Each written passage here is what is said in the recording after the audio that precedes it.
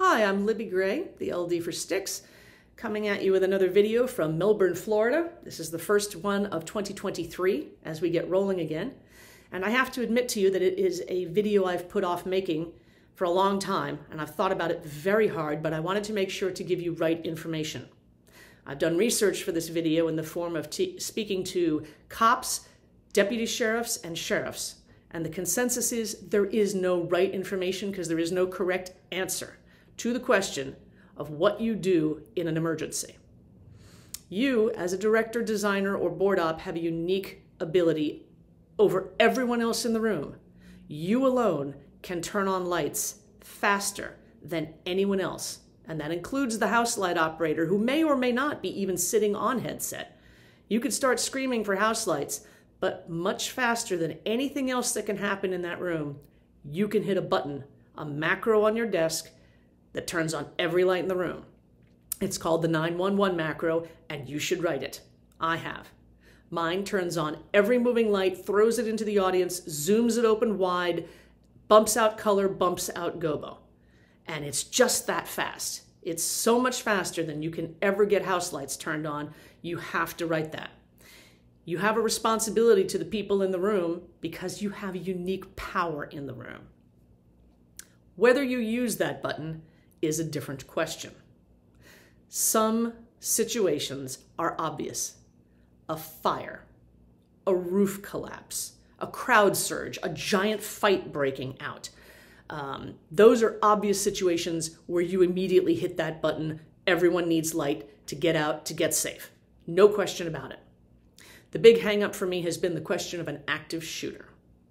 It's happened before. We all know it's going to happen again. And how we respond requires some very careful thought beforehand. I have heard conflicting opinions from different law enforcement specialists. Some of them have said there are circumstances in which turning on the light might not be helpful. For example, in Las Vegas, shooter in a casino shooting down on a big field of people at that concert stage. Turning on the lights full blast instantly might only have served to illuminate the crowd and made them more targets, easier targets, because no one could get to the shooter in that circumstance.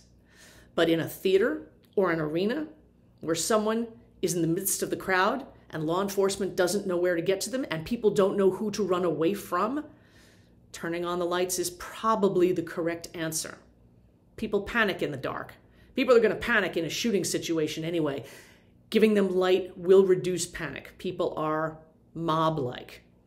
I've thought about this. I have really thought about this in the venues I play in and have figured out that 99.99% of the time, turning on every light with my 911 cue will be the safest, best way to help get people away from a hazard and out of the room.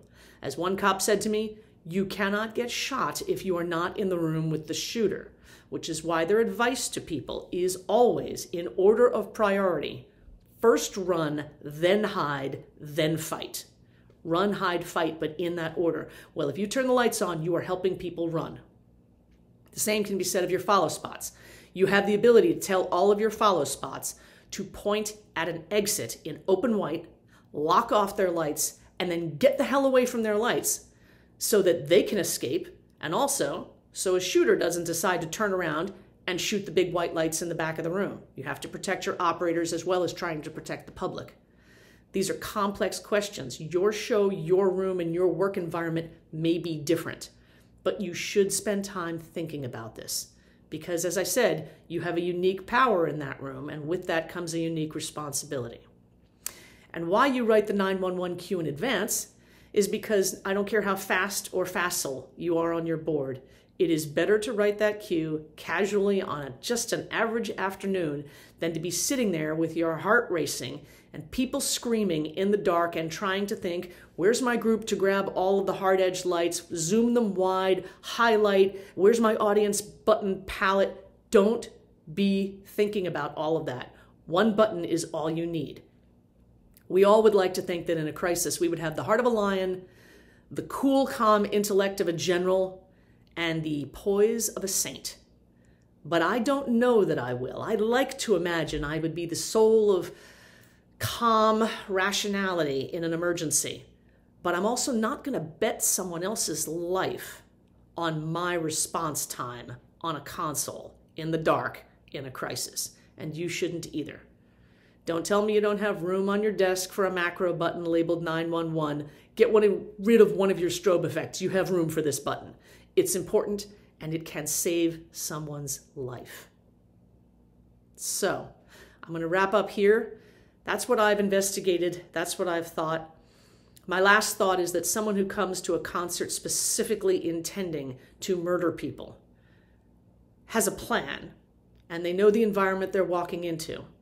And anything we can do to change the environment from what they expect is probably a good thing, because it'll throw them off their game. So, the next time you're at your desk, no excuses, write your macro, label it 911. Even if it just turns on every Parcan because you're at a bar or a club and you don't know what your resources are. Most of us have moving lights now. Use them to full advantage.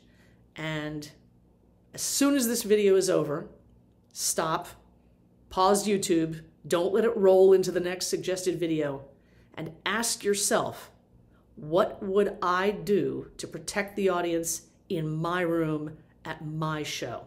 What can I do? Really think about this. You could save someone's life. All right. Think. Thanks.